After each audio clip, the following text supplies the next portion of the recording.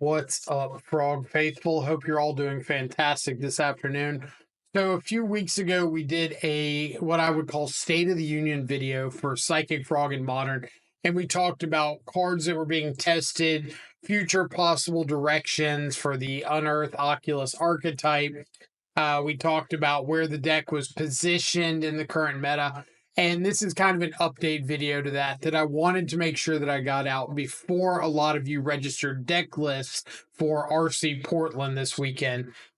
I wanted to take a moment to go over like how Oculus has performed at some of the recent RCs, since I'm sure that's weighing on a lot of people's minds. Want to talk about some of the cards that we were testing before, as well as some cards that other players have been testing, how those are performing, what kind of matchups they're affecting. I want to go over the data, the matchup data from the RCs, as well as matchup data from outside of the RCs over the last month to give you an idea of a full picture of how Oculus is positioned in the current meta. And I want to talk about some ideas people have brought up that haven't had the chance to get thoroughly tested yet, but there are things to be aware of if you've got a couple extra flex spots in your main or your sideboard going into the weekend. And then I'll wrap the video up with a little bit of a suggestion section, as well as break down the list that I would take with me this weekend if I were in Portland. So hopefully it'll help you come with an informed decision before you register your 75. So with that, stay tuned, stick around. If you enjoy the commentary and the content, feel free to leave a like, even consider subscribing to the channel. Helps out greatly. Other than that, we'll catch you right back with some of these results.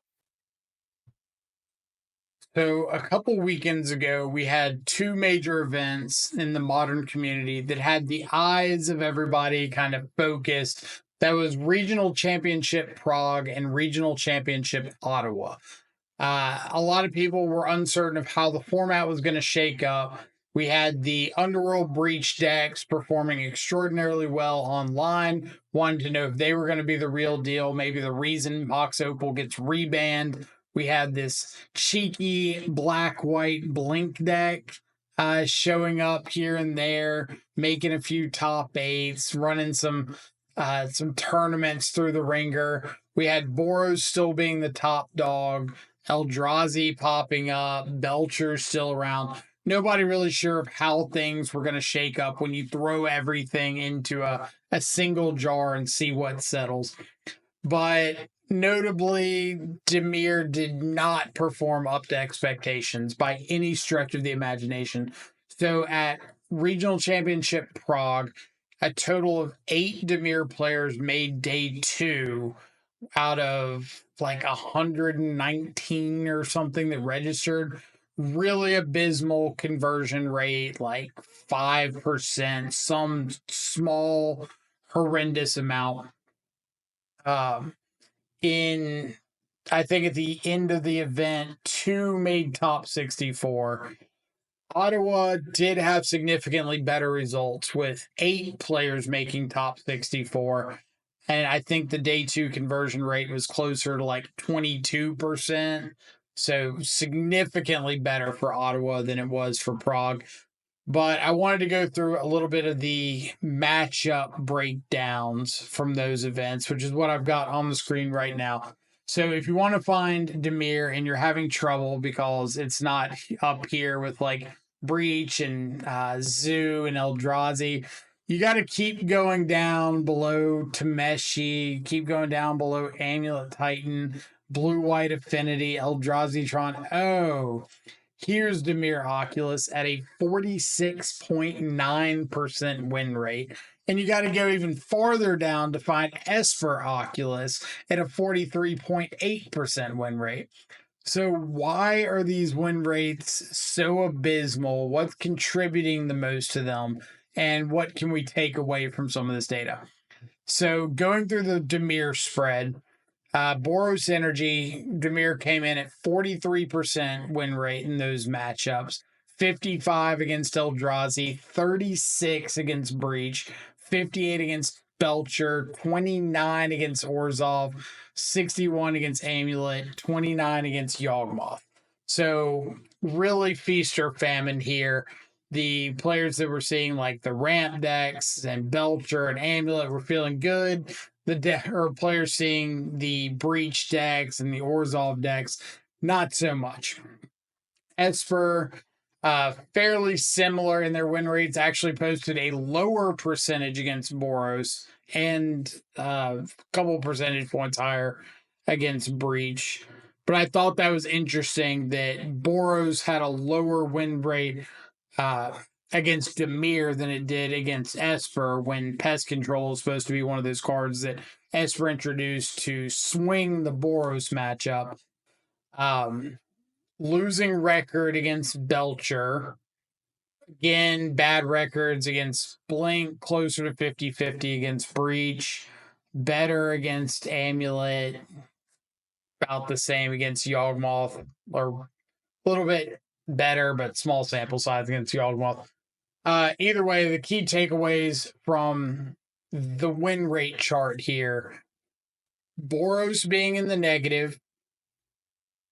Breach being horrendous, Orzhov being horrendous. I think once you get down past that, we already knew Yawgmoth was bad.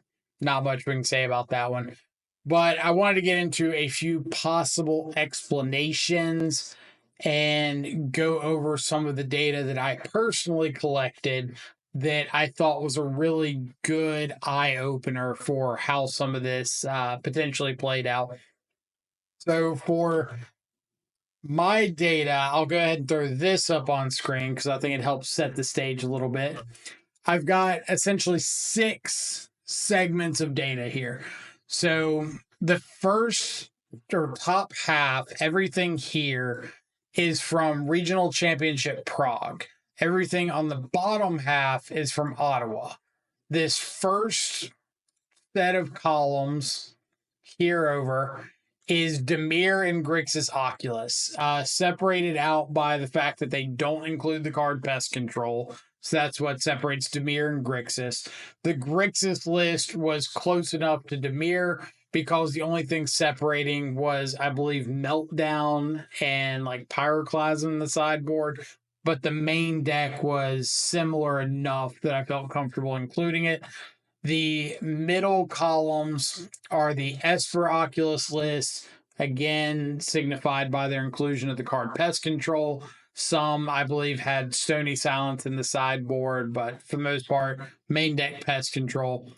And then the far right columns are the top half from Prague was an Archaeologist Flare of Denial build, and the bottom half from Ottawa was a Sultai list with Abrupt Decay, Grist, Collector Roof. I think we've played it on stream at least once and had a YouTube video on it. But let's get back to the front, because I think this is a lot of really good telling data.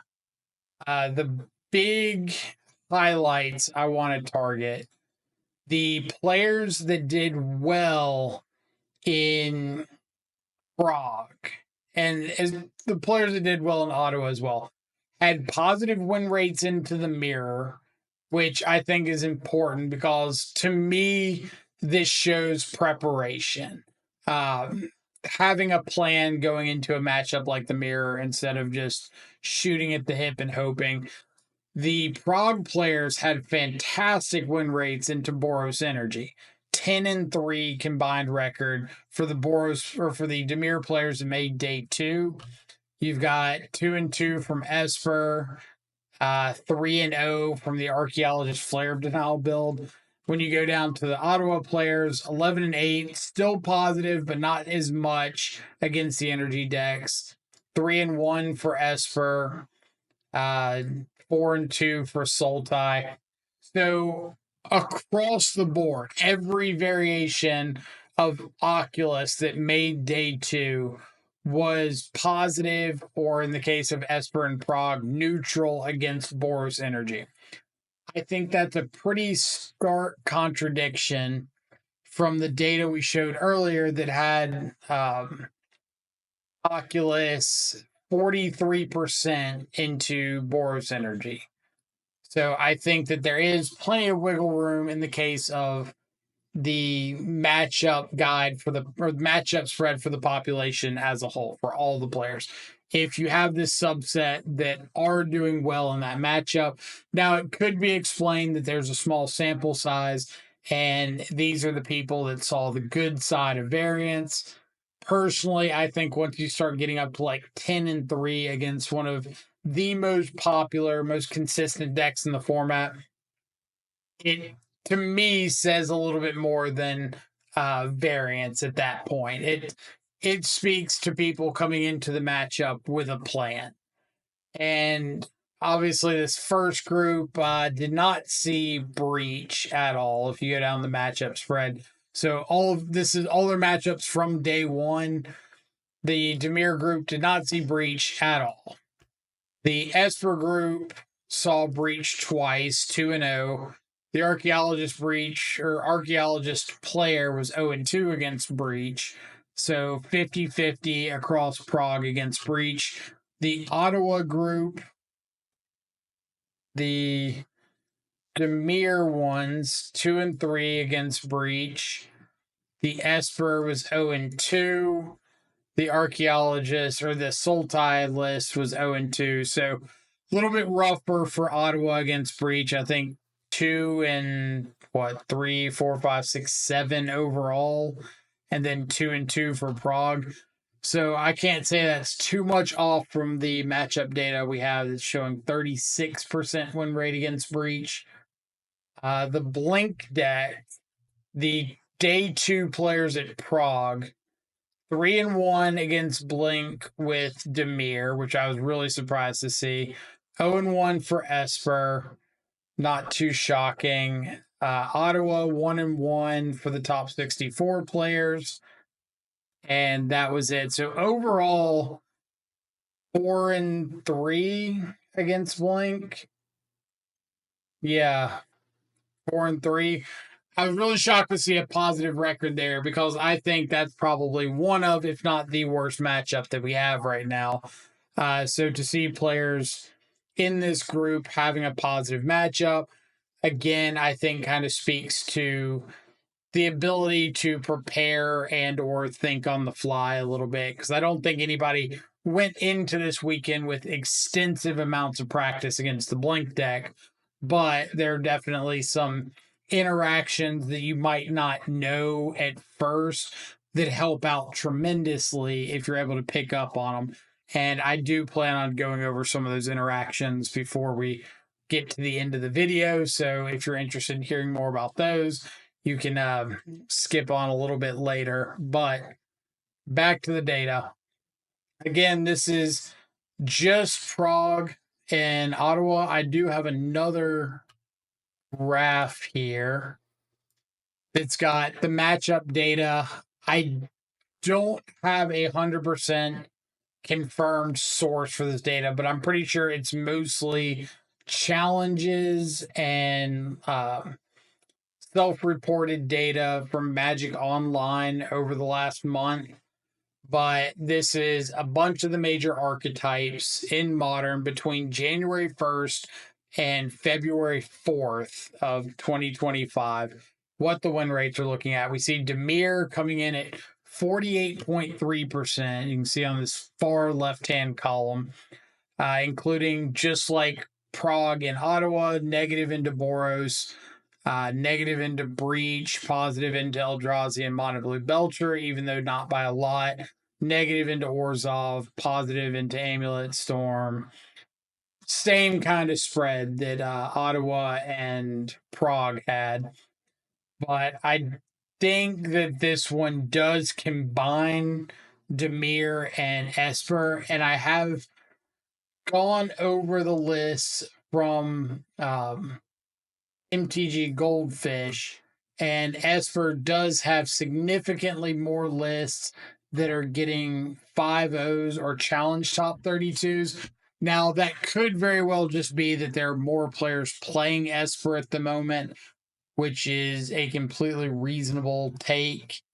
But the players that are playing Esper fairly regularly are doing all right with it. Do have some challenge top 8s in the last couple of weeks.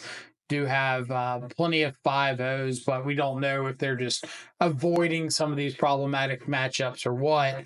Really, what I want to focus on is more of why are these players that are making day 2 and making top 64 with these RCs having very different win rates from the general population against some of these more problematic matchups. And I will throw problematic in quotes there because it's a very subjective term, unfortunately, and not everybody chooses to follow the narrative.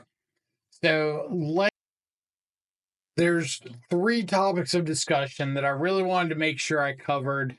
And this is probably the point of the video where I'm going to do the most kind of rambling. So if that's not your thing, if you don't want to hear any thoughts or any conclusions that I've drawn, then you're more than welcome to skip on to the next section of the video. As always, I got everything timestamped for your convenience. But the 3 big conversational points that I think a lot of people are curious about right now is Dimir or Esper. Is it worth it to make the splash? Thoughtseize versus Counterspell. Is one better? Is one definitively the go-to? And Eye versus No Eye. Is the Unearthed Oculus package the place to be? Or is it better to go back to a traditional Murktide shell? First off, Dimir versus Esper. At the moment, I do want to be perfectly clear.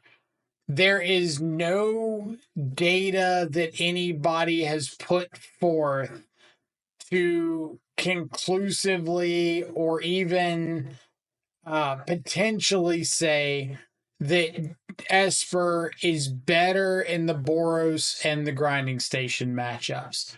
Yes, the theory is there and the theory is sound, but the only data that we've had to see is like that graph I showed earlier with the Ottawa and Prague percentages, which had Esper lower against Boros and a couple points higher against Breach with significantly fewer matches, but nothing is definitive. Nothing is outside of the realm of explanation from just small sample size.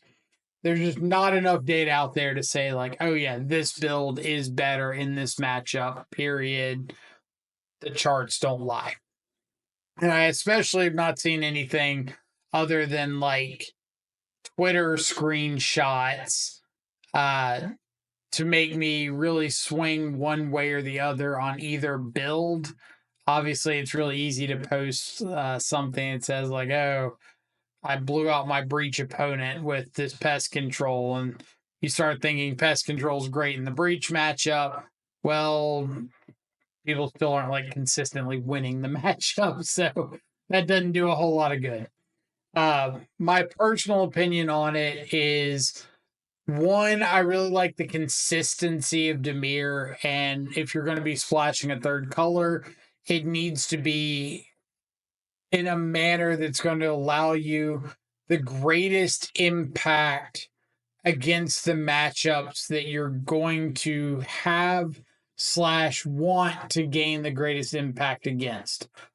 So, for example, if you're taking a deck like Breach and it's extraordinarily popular and you think that adding pest control is going to swing your win rate from 32% to 40%, probably not worth the splash. You're not adding that big of an impact to that matchup by adding that third color and potentially disrupting your mana base or potentially losing percentage points against other matchups. Same thing with Boros. If you're adding in pest control and it's getting your matchup from 43% to 48%, probably not that worth it over a large event. From my data, I have to always preface any sort of opinion arguments with my data, my matches, my win rates. I've been positive into Boros, positive into Grinding Station, and have never felt like I needed a splash of a third color to have a good chance into those matchups. Now, at the end of the day, that's what it is. It is a chance, but I don't think that that third color splash is like going to take you from 35% to 70% in those matchups, especially if you're just picking up pest control last minute, trying to jam it into your deck and not really prepared for it. That cycle cost on the card is very real. It does have a big drawback. I will say that I have been enjoying Sultai. The abrupt decay splash has felt worth it for doing things like fighting over Tameshi when Belcher's trying to go off, but that is already, I think, a positive matchup against Boros, giving you an answer to um, Fable of the Mirror Breaker and Goblin Bombardment and things like that, that Pest Control doesn't answer while still being able to hit Static Prison against the Mirror, taking out Frog or Oculus. Neither of them do much against Eldrazi. Against Breach, you can hit any of the creatures. You can hit Underworld Breach if they're trying to combo off. So I kind of like that flexibility. Pest Control really good at dealing with the Saga constructs and all of like the 0-mana artifacts. But for the most part, they're going to be able to get back those artifacts if they cast an Underworld Breach anyway.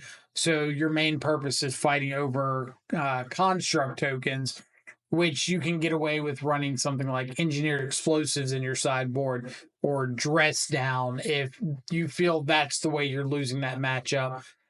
Which I do have to do a selfless plug here.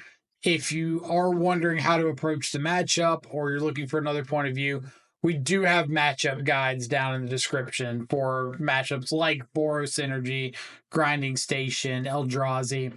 So you're welcome to go check those out if you're looking at ways to approach those matchups to potentially help your win percentage. So for me, Dimir versus Esper, I'm sticking with Dimir. I think the consistency is a lot better.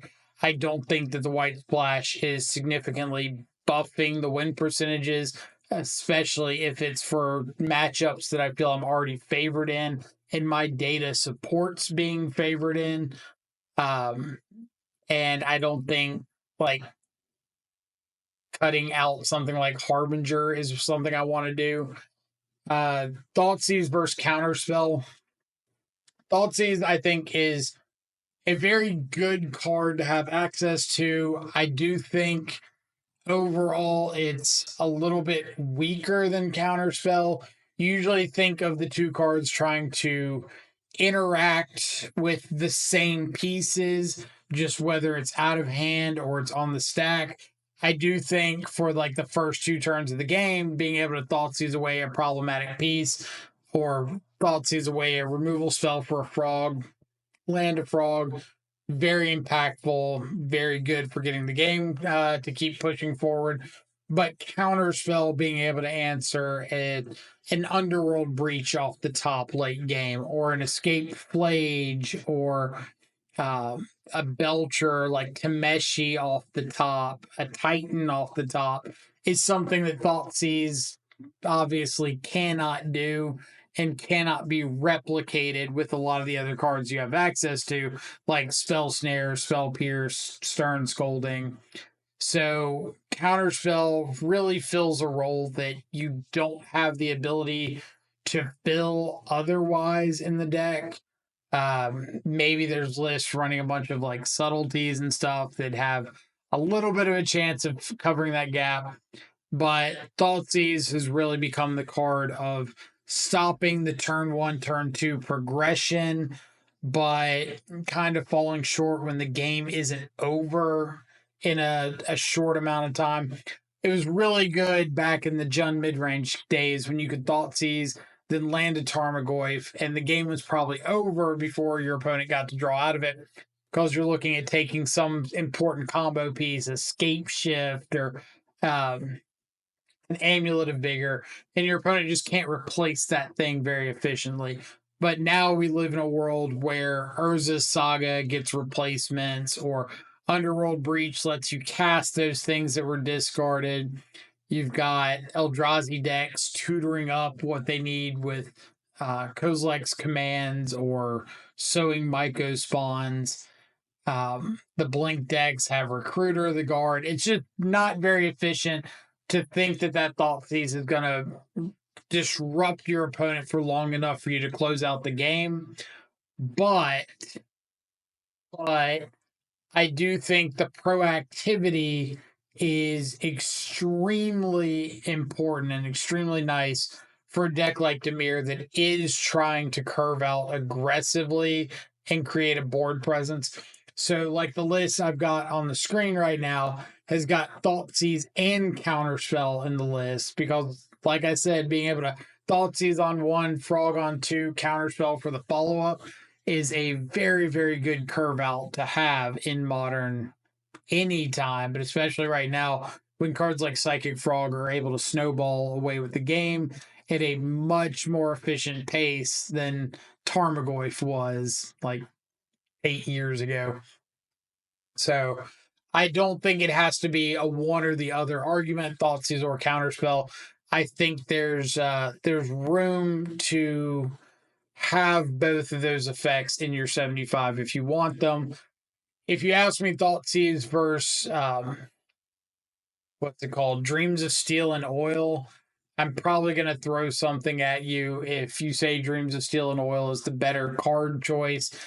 I get that exiling a Flage from the yard sounds fantastic, but the last thing I want is for my hand disruption spell to miss things like Underworld Breach or Fable of the Mirror Breaker, Goblin Bombardment, Static Prison. Yeah, it just misses more than I care for it to miss. So I think Thoughtseize for me gets the nod. Not in for the Thoughtseize counterspell debate. What do we got left? The eye versus no eye. Tricky one. I if you had asked me a month ago, I'd say pretty 50-50. The way that the modern metagame has been pushing in a combo or creature combo direction with Boros Energy, Grinding Station, Belcher, Blink, Yawgmoth. I do think that Oculus gets a little bit of a nod. The real reason is the creature density, the threat density. You have not only the Oculus itself and the Frog, or something like Graveyard Trespasser, Tameo, Bowmaster, whatever you want your secondary threat to be, Murktide. But you also have this small percentage of including cards like Thought Scour into your threat density, because now you have the chance to see more cards off of Scour, have access to Unearth. It's not a huge buff in the percentage, but it's a non-zero amount to see more threats. When you've got Oculus making a token on your opponent's turn, you're getting an extra body for free, which when you're staring down solitudes and things like that, static prisons, discharges, having an extra 2/2 body is extremely relevant for letting you stay on the board, keep your presence around, and keep swinging. Murktide, I will always think, is the better threat in a solo vacuum, but at the moment, we just have a lot of ways to deal with Murktide, especially with Orzhov just like skyrocketing in popularity with Four Solitudes, Recruiter to find it, the ability to get them back off of Overlord, ability to blink them off Ephemerate. I just don't want to put all of my eggs in the Murktide basket, and being able to land down an Oculus, flip over like a Frog or another Oculus is the 2025 version of Splinter Twin as far as I'm concerned. So I think Oculus gets the thumbs up for me over non-Oculus, almost solely because of being able to play a little more of a consistent threat base or see a creature more often. So that's what I got for those big debates. Let's jump on over and talk about some test cards that have done well for people, things you might want to try leading into the weekend, and how some of the previous test cards are faring. All right, let's get into some of these test cards that people have been suggesting or trying out.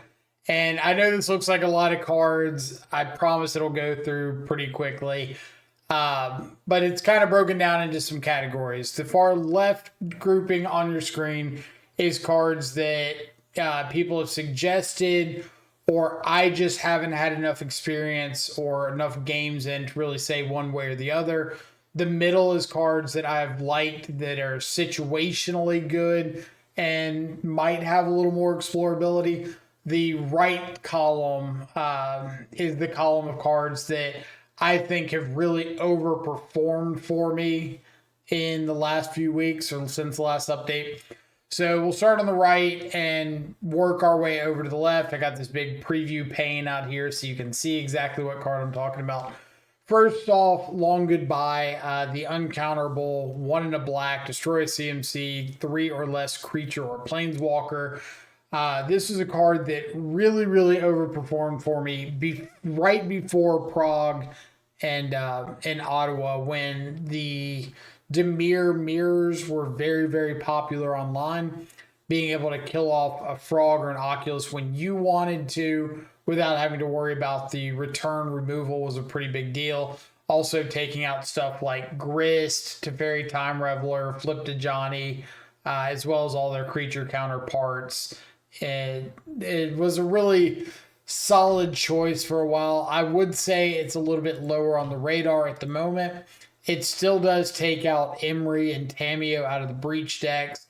It takes out Felia, Emperor of Bones, Flicker Wisp, Skyclave Apparition, stuff like that out of the Orzhov Blink deck. But I think the best matchup for it was Dimir. Dimir's on the downside.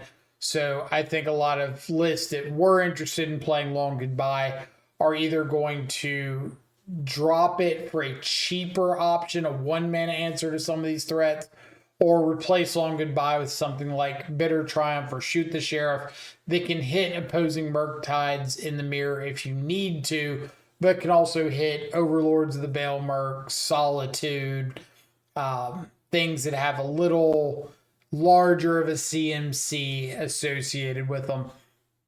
Graveyard Trespasser, a card that I've seen a lot of people have back and forth debate on. Some hate it, some love it. I think the card is really solid. It's really nice for increasing the threat density in the Unearthed Oculus builds. Great Unearthed target if you flip one over for a Thought Scour or Surveil land early, or even just ditch it to a frog. It's got a lot of usefulness against decks like Grinding Station, being able to snipe some stuff out of the graveyard to slow down an Emery, or to keep your opponent from going for a value breach early, while also providing pretty substantial clock. But the two best matchups for it by far are Boros Energy, where you've got a great way to exile a Flage main deck, but also a card advantage source if your opponent targets it with a Static Prison or discharge them having to discard a card. You can potentially just unearth it again right away, or attack into whatever you need to attack into. Pretty good size at a 3/3 or a 4/4 that's stopping Flage. And then the Orzhov matchup, the ward triggering, whenever your opponent tries to blink it with a Felia or a Flicker Wisp, anything like that, exile Solitudes out of the yard so you don't have to worry about Balemark getting them back. And if your opponent does go for like an Evoke Solitude, target it, then that can be a 3-for-1 in your favor with the Solitude, the card they exile to evoke it, and the discard for the Trespasser, all leaving your opponent's hand. So really great unearthed target early against the Orzhov deck. Spreading Seas. I do think Spreading Seas has helped me tremendously to shore up kind of the Eldrazi matchups. But the main reason that I've got it in the sideboard at the moment is the Urza Saga deck. So Grinding Station, Amulet Titan especially. Some random like affinity decks that'll pop up here and there. It being a mana cheaper than Harbinger of the Seas means a lot of the time it's coming down on curve with the Urza Saga instead of a turn behind where your opponent might have a chance to make a construct. It can snipe a forest that's got a Utopia Sprawl on it, just chunking that Utopia Sprawl straight off. It can hit a Ugin's Labyrinth on turn 2 and get rid of the card they've got exiled, an Eldrazi Temple. Just being a turn faster than Harbinger is a really good way to buy yourself that extra turn to get a frog going or get an Oculus down, even land a Harbinger, just get you over that little bit of a hump there. But especially if you can use it to strip mine an opponent's Urza Saga, draw a card, it's a really nice tempo swing in the face of some of the matchups that can be more problematic if they're able to get a Saga rolling. Collector Oof, I think I've said more than enough times, like my love of this card. If you're in Sultai already, I don't think Collector Oof is enough of a reason to splash green by itself. But if you're already considering a green splash, then the Oof is really great into the Grinding Station decks, into Belcher, some random Mox Opal decks you might show up against along the way. But being an unearthable Stony Silence, as well as the Breach decks running less ways of dealing with Oof than they do of dealing with Stony Silence, is a significant buff to our little Oof friend here. Usually the Breach decks are only running like a couple copies of Holy Heat, one or two copies of Flame of Anor, and then maybe like an Otawara. And honestly, that's about it compared to Spell Pierce, Nature's Claim, Beseiju against Stony Silence.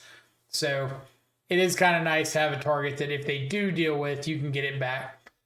Cut down, this middle column is cards that I've played that have been situationally really good for me. It just depends on how prevalent you think that situation is. Cut down being a 1 mana instant, an additional removal spell to Fatal Push. It takes out Imri and Tameo for 1 mana. It takes out Guide of Souls, Ocelot Pride, Ragavan, Ajani for 1. You can target an opposing frog, but if they discard 2 cards, it does nothing. So less exciting against the frog side. Out of the Orzhov deck, it hits Felia, it hits Recruiter of the Guard, Emperor of Bones, Solitude, Flicker Wisp, like everything except for Overlord. So, and it hits most everything out of Yawgmoth. But being a 1 mana instant and giving you that 5th like 1 mana instant removal spell in the face of Boros is really nice now that those decks are going up to like 3, maybe 4 copies of Ragavan. So between Ragavan, Guide of Souls, and Ocelot Pride, you really can't afford to not have a 1 mana removal spell more often than not. Cut down, I think, is arguably the better one after you get past the 4 Fatal Push. Bloodchief's Thirst being the other option, but the sorcery speed on Bloodchief's Thirst and the fact that it misses Imri is some substantial points in my mind. Yeah, it's better into Psychic Frog, but if we're already assuming that Dimir is on the decline, then not hitting Psychic Frog is less of a reason to not run it than it would have been before Prague and Ottawa. Engineered Explosives, I think explosive stock goes up a good bit if you're wanting to stay Dimir, but you're interested in pest control. Engineered Explosives being like 1 mana more than pest control against the Boros decks while hitting most of the same things. Hits the Static Prisons, Guide, Pride, Ragavan. doesn't hit the Ocelot token, so you have to be a little careful of that. Against the grinding station decks, it hits all the opals, the constructs, just like pest control would. Doesn't hit Tamiyo, but usually post board, especially, it's the construct tokens that you're really wanting to focus on.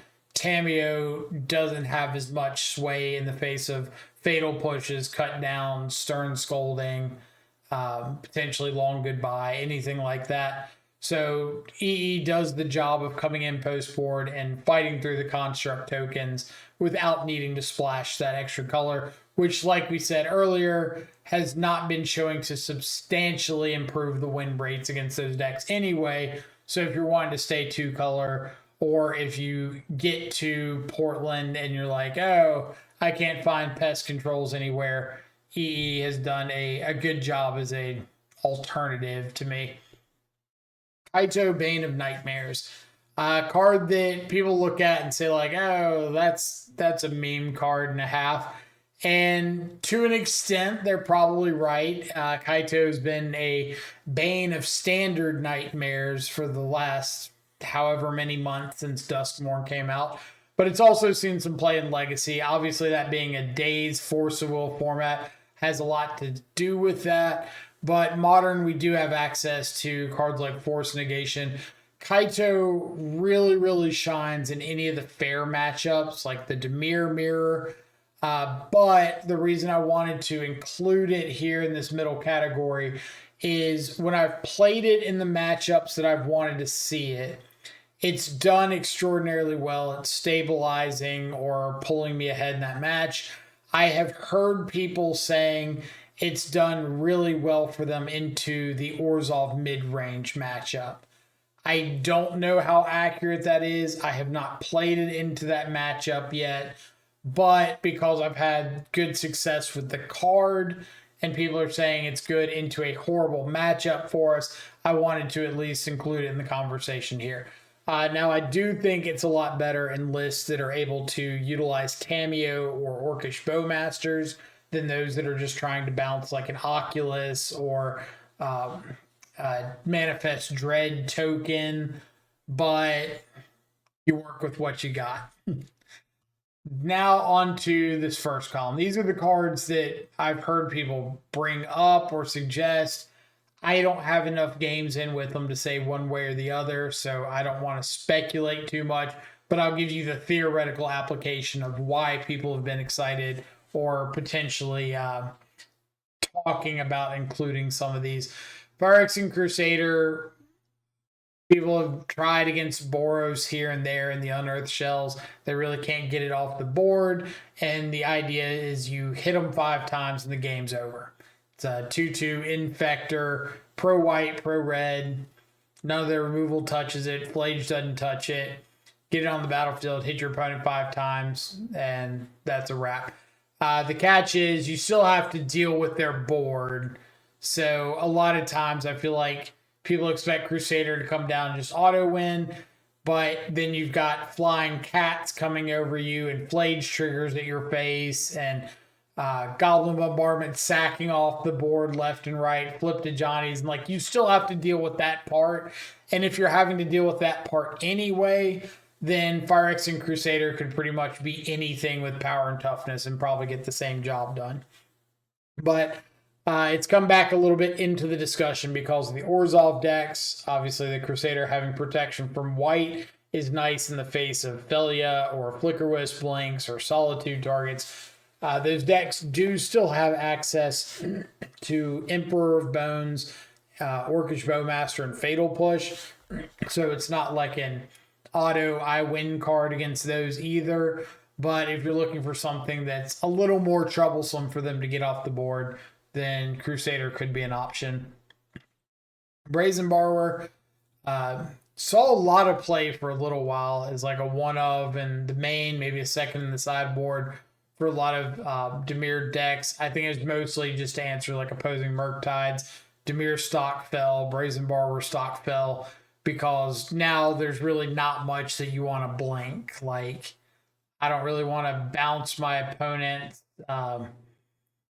what's it called, Underworld Breach, because they can probably just replay it or just go off again next turn. Or if I bounce an Amulet of Vigor, they just recast it. If I bounce a Solitude, that feels all for Felia, they just flash it back in. Recruiter, they get another trigger. Stuff like that. So I think Brazen Borrower stock is kind of plummeted just because Murktide is not as high up in the meta percentages anymore. Torpor Orb, card that I'm seeing a lot of suggestions in the same realm. I think it's Doorkeeper's Thrall that has like the exact same effect on a white, 1 and a white, 2/1 flying body or something like that. Either of those cards that say creatures entering don't cause abilities to trigger. The Orzhov Blink deck being predominantly creature ETB effects with Flicker Wisp and Bowmaster, Recruiter of the Guard, Witch Enchanter, Solitude, bunch of that stuff. Torpor Orb, I will say I've played a couple games against Orzhov where I've seen Torpor Orb. It's good. It's slowing your opponent down. You have to take advantage of that slowdown by getting a frog going or an Oculus on board and get some real pressure. That being said, the Orzhov decks are prepared for Torpor Orb post board. A lot of them running 2 or 3 copies of Wrath of the Skies, 2 or 3 copies of March of Otherworldly Light, possibly Disenchant. They've got ways of getting the Torpor Orb off the battlefield. So again, don't use it as like an auto I win card if this resolves, because it is absolutely not against them. Pest Control, the reason you're seeing people splash Esper, like 3 or 4 main deck copies of Pest Control. In the Oculus builds, I'm really not that excited about Pest Control.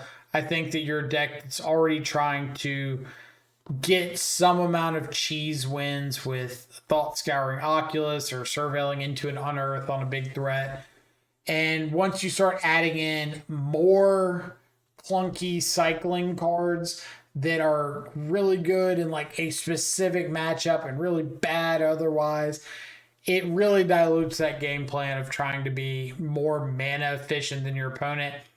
I think it's kind of funny that we had this circle of like counterspell is bad because it's too expensive into here's Pest Control that's bad against everything except exactly 2 matchups, but it's just as expensive as counterspell. And I get that it's about deciding what you're wanting to gear towards. But at the end of the day, I think the players that go into their RCs with a plan and follow, I cannot stress this part enough. Have a plan going into the matchups, follow through with that plan. Don't get into the matchup and then start saying like, oh, well, my plan is to be proactive and mulligan to a threat, but this hand has got Thought Scour and 2 counter spells and a force negation, a fatal push. It's like such a good hand. It just doesn't have a threat. No, if you have a plan, your plan is to get a threat. Follow through with the plan, or the plan doesn't mean anything. Bunch of rambling there, but yeah, I don't think Pest Control lets you keep a very good plan when you have more of these like unknown cycle cards in your deck. Dolphy Voidwalker, a card that a lot of people have been kind of murmuring about, main board and sideboard, really for the Breach matchup. In that same idea as, what was it earlier, Collector Oof. They don't have a lot of creature removal in that deck.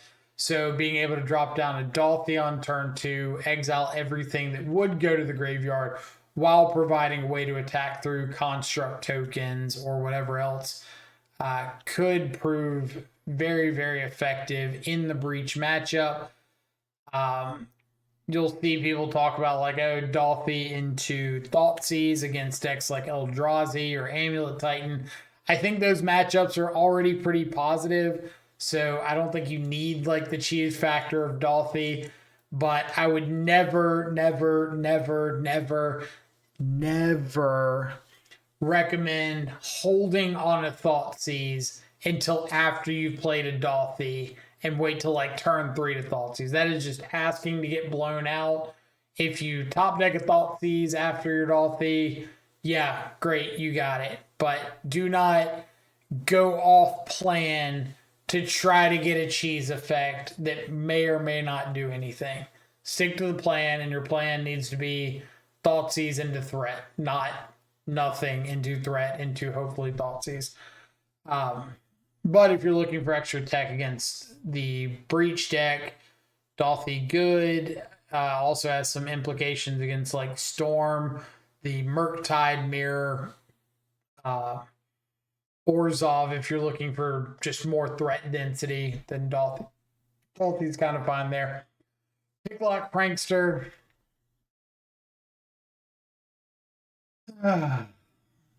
Another one that's really circling around right now. I want to start off my Picklock Prankster segment by saying I don't think Picklock Prankster is a bad card. I don't really have a problem with Picklock Prankster. I just think when I see Prankster in a deck, more often than not, it's people misevaluating the role of the Oculus deck in Modern. So, for example, I hear Thought Scour is bad. That's fine if you think Thought Scour is bad. Bad is subjective. Bad means that you're comparing it to something else. And when the card Thought Scour gets replaced with Picklock Prankster, I think it's comparing it to the wrong thing. I think if you say Thought Scour is bad, it's a bad cantrip, that's fine. It shouldn't be in your deck to be a good cantrip. It's not a good cantrip. Thought Scour should be compared to cards like Otherworldly Gaze or Tome Scour, or to a lesser extent, consider cards that get stuff into your graveyard for cheap. And in the case of Thought Scour, it gets an edge over a lot of those cards because it replaces itself, which is a big deal. Consider also replaces itself, but Thought Scour puts more cards into the graveyard and replaces itself. So in terms of like 1 mana instant speed cards that put stuff in your graveyard without losing card quantity, Thought Scour is top tier of those options. Once you get into 2 mana territory, yeah, I hope your cantrip puts more cards in the yard and replaces itself than Thought Scour, or else it shouldn't be 2 mana. But at the end of the day, Picklock Prankster does a really good job of setting up turn 3 plays by either showing an extra card or two to put Oculus in the yard for an Unearth, or getting cards in the yard in general to hard cast an Oculus. But if you're spending your entire like turn 2 casting a Free the Fae to set up for a turn 3 Oculus, you're getting rid of that whole proactive sequence that Thought Scour is giving you in the first place. And you're probably better off just cutting Unearth, going to like a hard cast Oculus build, and I think the deck just changes a significant bit at that point. That's fine if that's what you want to do. I just don't think that that's the best shell for the Unearth Oculus build that's trying to get the occasional free win by flipping over something on 1, turn 2 unearthing it, and maybe having interaction to go along with it. And I think slowing the game down too much is what's causing Dimir to lose more games against things like Grinding Station, where you need to be proactive and try to push your game plan forward rather than spending too much time on like setup. And then Stony Silence. I kind of mentioned everything with Collector Oof. If you're already in white, you're probably playing Stony Silence, and that's fine. I like Collector Oof more as the Stony Silence effect because it's unearthable, because there's less ways for Breach to actually deal with it, and like hitting your opponent in the face for 2 adds up. But like I said, if you're already in white, Stony Silence is fine. Not really much to say about it there. Reasonable into like the random Mox Opal decks that show up. But again, all those are going to have more ways of dealing with Stony Silence than Collector Roof because they're expecting Stony Silence. So keep that in mind. So that kind of gives a breakdown of all the test cards. Finally, we will wrap it up with what my list right now would look like. And I'll have a link down below for exactly that. So let's hop in and discuss that real quick. My 75, if I were going to be playing at RC Portland, this is what I got. Again, I'm going to leave a link down below in the description for this Moxfield list. So if you're wanting access to it, it'll be right there for you. Some of the important inclusions or exclusions from the list compared to stock lists that you've seen, some of the reasonings here and there. The core of the deck, in my opinion, the 4 Oculus, 4 Psychic Frog, 4 Unearth, 4 Thought Scour, 4 Fatal Push. That's kind of like the untouchables. Everything else has got some amount of variance to it. Graveyard Trespasser, like I mentioned, really good into Boros, really good into Breach, that I think are both fairly popular matchups, good into Orzhov. So really good, flexible, additional threat. I think it's a very proactive card. It's outsizing a lot of the stuff going on in Modern. It's got just enough disruption to have some utility, and it's a great card to flip over to a Surveil Land or a Thought Scour early. Always happy to get it back. If anybody tells you like, oh, you never want to get it back over an Oculus, that's right. But you want additional threats to the Oculus and the Frog in case you don't see those. And Trespasser getting you up to like those 10 threats is relevant.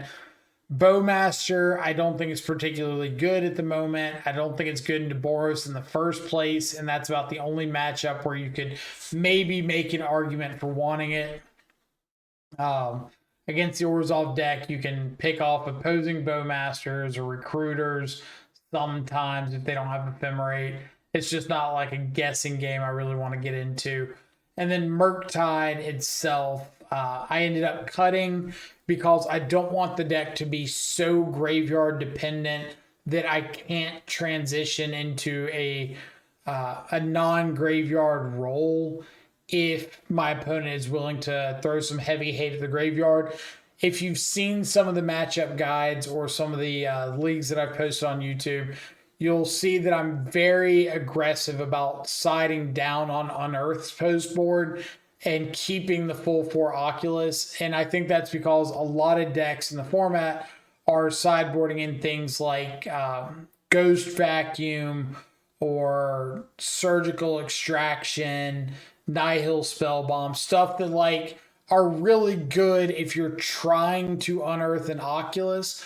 But as soon as you start hard casting Oculus or hard casting Graveyard Trespasser, it becomes exponentially easier to fight through some of those grave hate pieces. Now, obviously, if your opponent breaks out 4 copies of Leyline of the Void post board, it's going to be a problem for Oculus, but it would also be a problem with Murktide. But now it's a problem with 2 less dead cards in your main deck.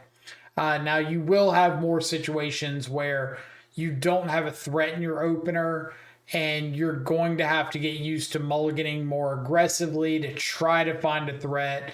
Or once you get to 6, really looking for hands with like Preordained, Thought Scour, ways to dig for a threat.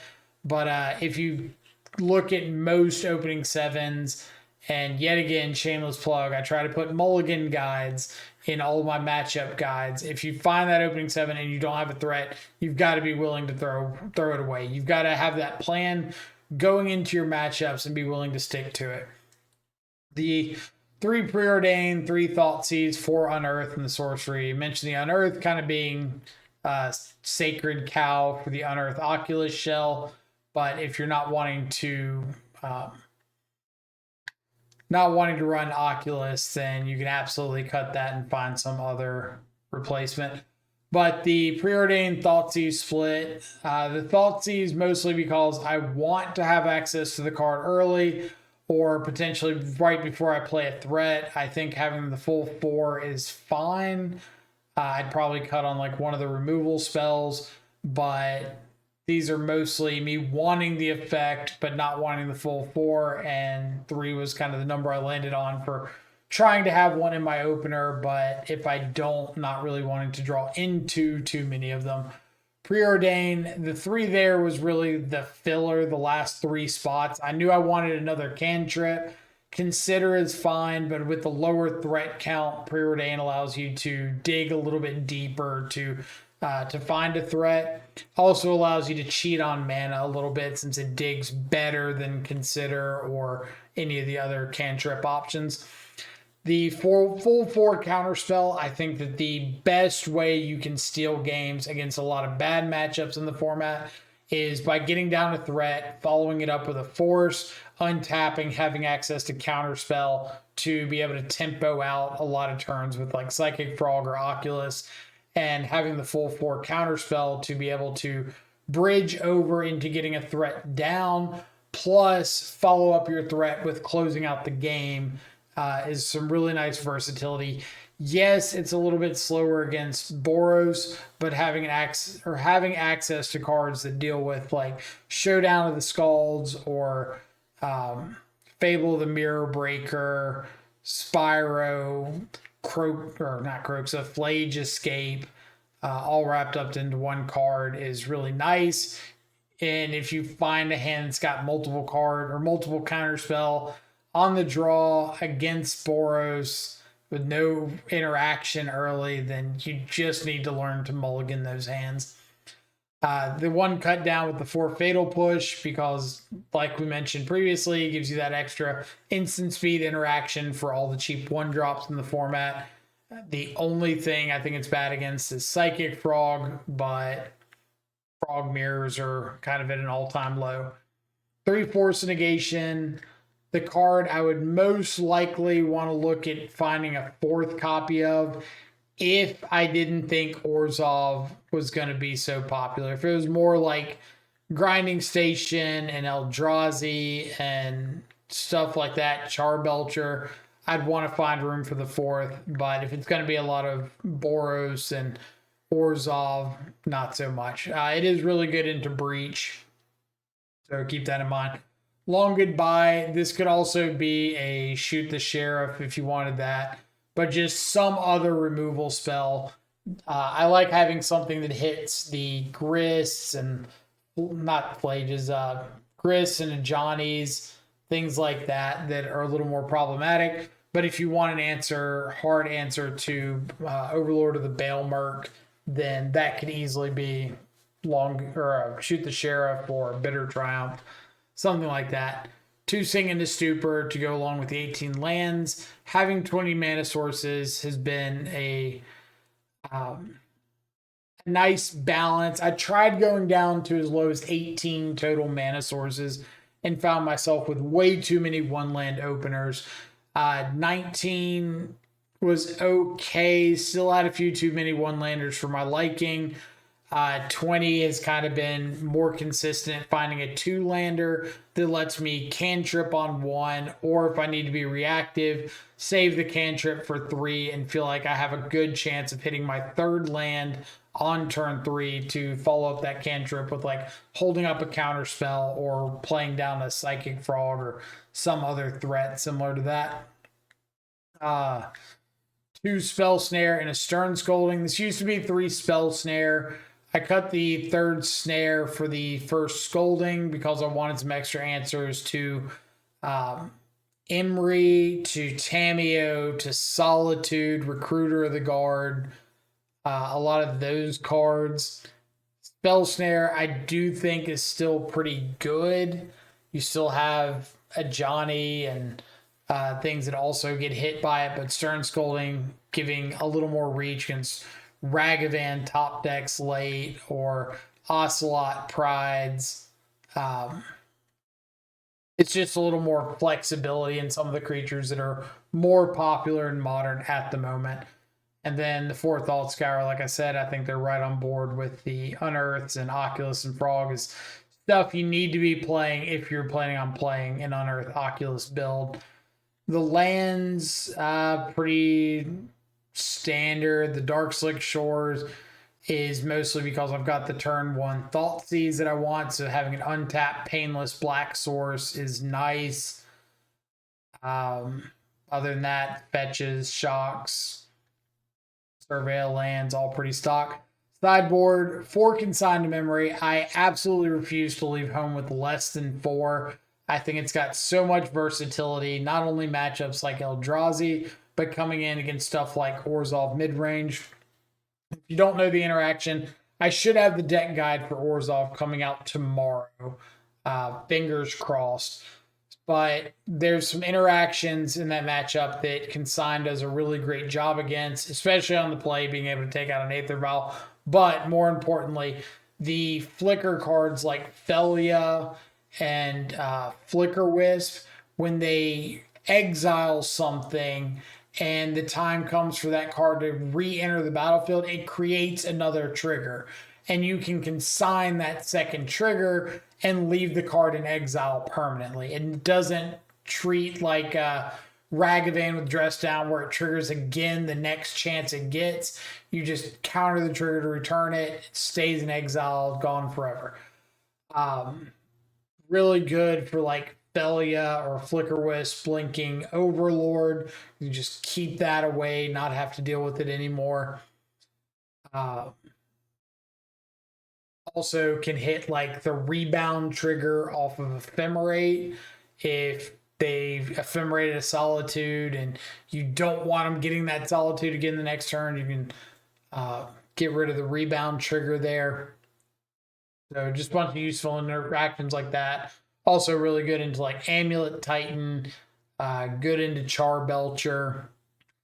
The one of Engineered Explosives, again, or sagas, mostly saga constructs. I don't really like blowing up all the 0 drops against Breach. I don't think that's an effective win con, but I do think being able to take out the sagas is nice. Take out the 1 drops against Boros. Could potentially take out Aether Vial against Orzhov, or take out the 2s if they've got like a Felia and a Emperor of Bones out. You just have to be careful about not playing out EE into an attacking Felia because they can just blink the EE and reset it to 0 counters. 2 Harbinger of the Seas and 2 Spreading Seas in the sideboard.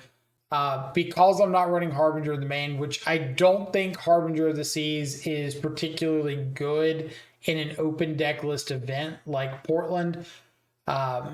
I think that the card has a lot of merit out of the sideboard because the card or the decks that do care about you having it really can't play around it anyway. Like the Eldrazi decks can't really choose to make colorless mana around Harbinger. So if you shut that off and your game plan involves aggressively attacking talismans and Kozilek commands to stop your opponent from having access to colorless mana, then Harbinger does its job whether they know about it or not.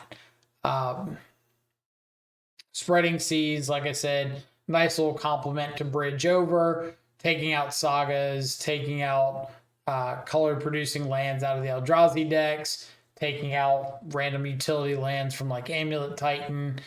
But because I'm not running those Harbingers in the sideboard, I like giving myself the extra little shot in the arm post board of a couple extra slots for those matchups to really try to swing things post board.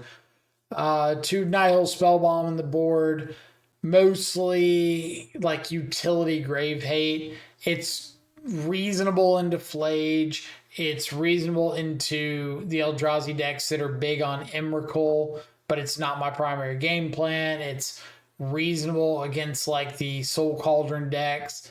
It's reasonable against Baelmerk, but I'm not really excited about that play. Now I will stop, and I hope everybody listens to me. I can't remember if I put in the breach video or not.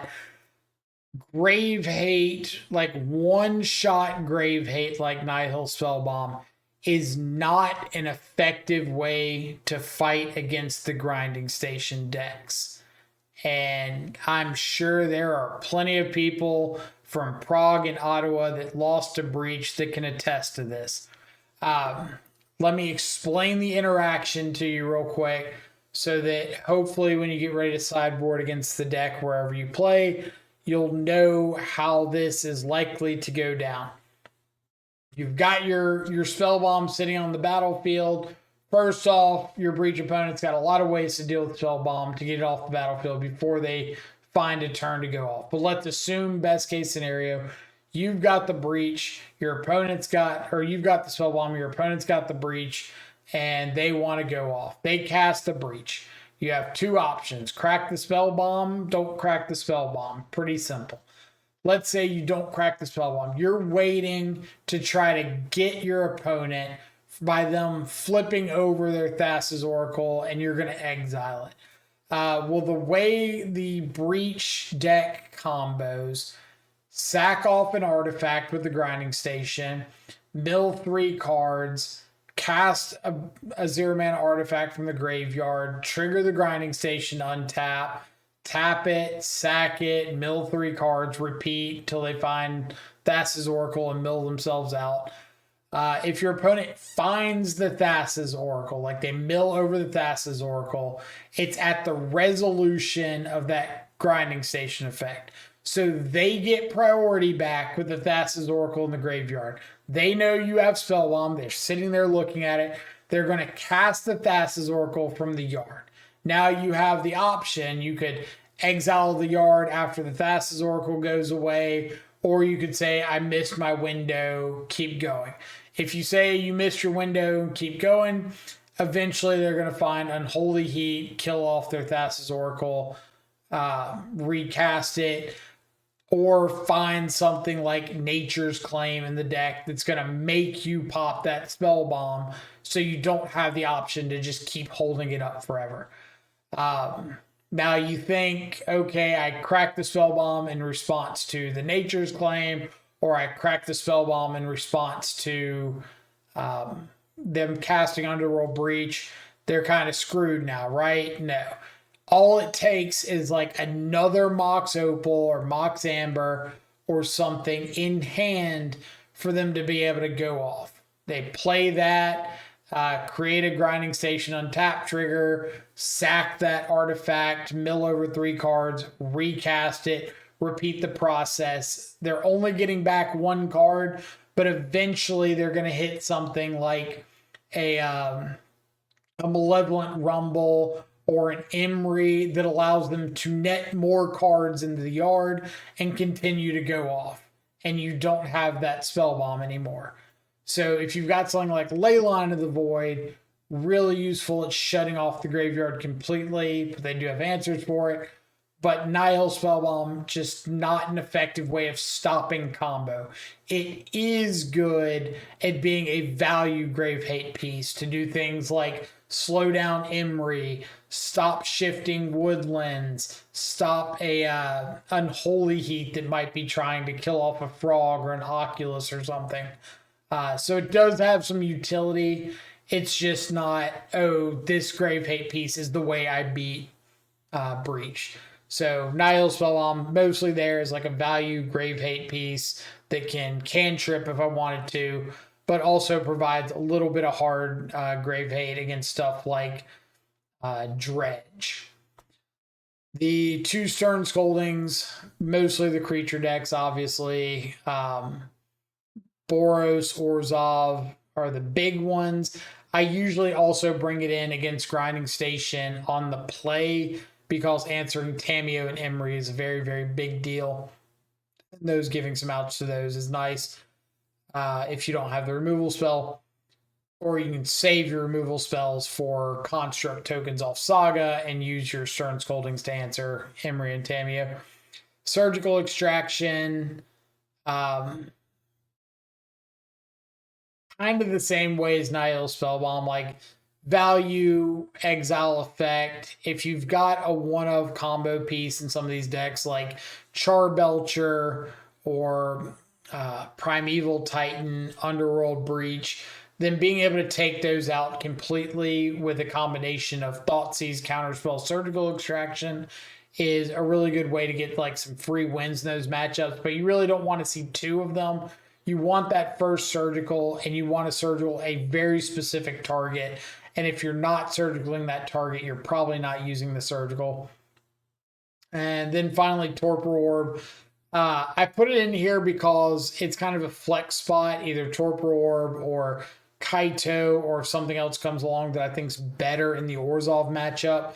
That's what that last spot's kind of devoted for, is trying to find something that's better into the Blink decks than whatever plan I'm currently working on. So at the moment, it's Torpor Orb. If I find out Kaito's doing a better job into that matchup, I might switch to Kaito in that spot. But either way, that's what that 15th spell is devoted towards. So yeah, that's about all I got. Hopefully you learned something about the state of Dimir or Esper in the current meta game.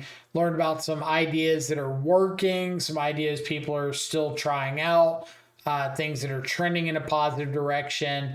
Learned about some of the matchups that are going poorly, and I've given you the resources. If you want to know how I'm doing positive in these matchups, I've got the deck guides listed below. They're on the YouTube. You can see literally every thought that I have about these matchups and what I think makes a difference, what's worth it to try out. So hopefully you consider giving those a watch if you're wanting a little more information. Other than that, keep chugging along. Like, we got Portland this weekend. We'll see how it goes. We'll regroup afterwards. Hopefully Oculus has a good showing. Hopefully people aren't afraid to keep registering the deck, because I do think it is a lot better than the matchup data from Prague and Ottawa would suggest. And I hope that we get a good showing this weekend to prove that. So other than that, hope everybody has a fantastic rest of your day. Stay safe. Enjoy some good food and company. I will catch y'all back live later. Adios for now.